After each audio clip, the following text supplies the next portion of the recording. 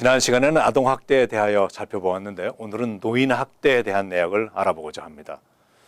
노인에 대한 사회적 대우는 그 사회가 지니는 가치관과 그에 따라서 변합니다.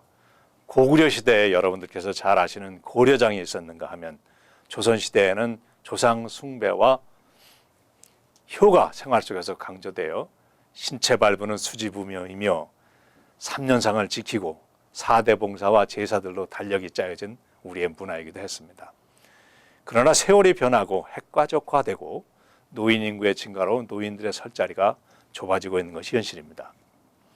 세계 어느 역사를 펼쳐보아도 현재 한인 노인들처럼 파란만장한 삶을 경험한 세대는 없을 것입니다.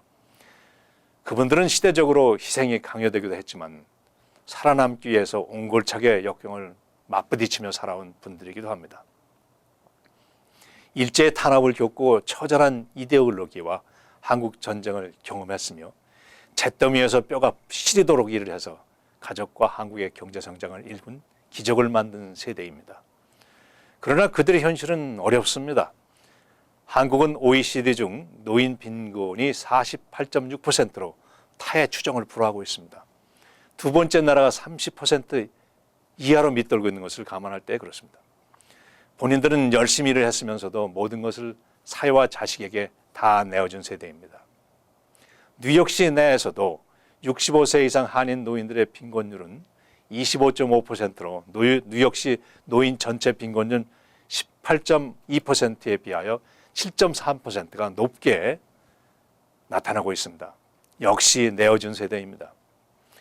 다행히 미국의 경우 합법적인 신분이며 시민권자가 되면 기초생활을 보장하고 있지만 한국에서는 생활대책이 아직 미흡한 수준입니다.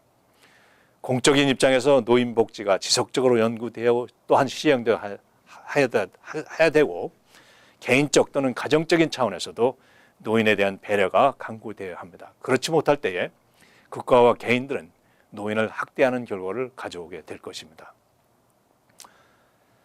노인을 잘못 모셔서 피해를 입거나 죽음에 이르게 행위를 노인학대라고 합니다. 이런 행위들은 신체적인 학대, 성적 학대, 가정폭력, 심리적 학대, 재정학대, 그리고 방임 등의 범주로 분류되기도 합니다.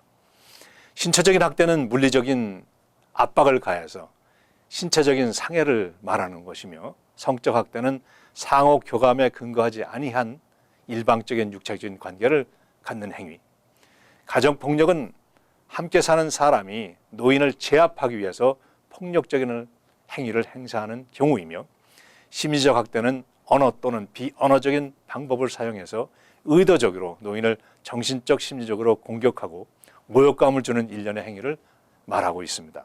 재정학대는 노인이 갖고 있는 펀드, 재산 또는 현금 등을 불법으로 또는 적합하지 못한 방법으로 탈취하는 일이며 그리고 방임은 보호자가 보호의 책임을 다하지 못할 때에 발생합니다.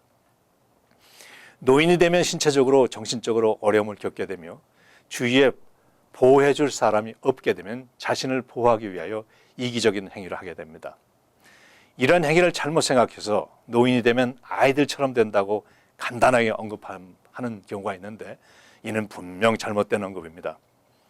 아이들은 주위의 다른 것들을 돌보기 전에 본능적으로 자신을 보호하는 행위지만 노인들은 주위의 다른 것을 다 알기 때문에 자신을 보호하게 됩니다. 노인의 그 이기적인 행위를 나무라기 전에 보호자가 되려고 노력하면 노인은 그 보호막을 통해서 너그럽게 될 수가 있습니다. 그 보호막이 없이 오래 생활하다 보면 삶의 스트레스가 누적되고 신체적, 경제적 어려움이 증가돼서 급기야는 스스로의 삶을 포기하게 됩니다. 스스로의 삶을 포기하는 형태는 극단적인 자살로 이어지기도 하지만 해야 할 일들, 즉 삶을 유지하기 위해서 기본적으로 필요한 행위, 예를 들면 약을 먹어야 되는데 의도적으로 먹지 않는다거나 병원 진단을 해야 되는데 이를 포기하는 등으로 상황을 악화시켜서 삶을 포기하는 경우를 포함하고 시키고 있습니다. 이러한 행위를 스스로 방임, 셀프 니그렉트라고 정의하기도 합니다. 노인은 현재 우리를 있게 하신 분들입니다.